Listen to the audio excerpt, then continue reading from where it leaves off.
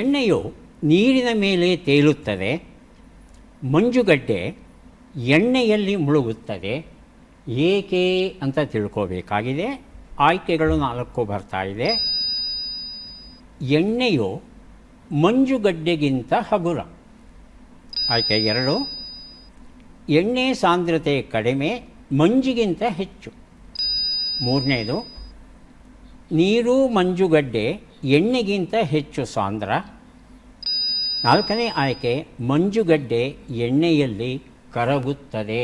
ಇಬ್ಬರು ಮಾತಾಡಿಕೊಂಡು ಉತ್ತರ ಕೊಡಿ. ಪರಿಭಾವಿಸಿ ಮುಂದಿನ ತಂಡಕ್ಕೆ ಹೋಗ್ಬಿಡುತ್ತೆ. ಸಿ ಸರಿಯಾದದ್ದು ಅಂತ ಹೇಳ್ತಾರೆ.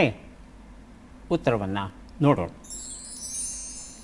ಎಣ್ಣೆ ಸಾಂದ್ರತೆ ಕಡಿಮೆ, ಮಂಜಿಗಿಂತ ಹೆಚ್ಚು ಅನ್ನೋದು ಸರಿಯಾದ ಉತ್ತರ ಆಗಿತ್ತು.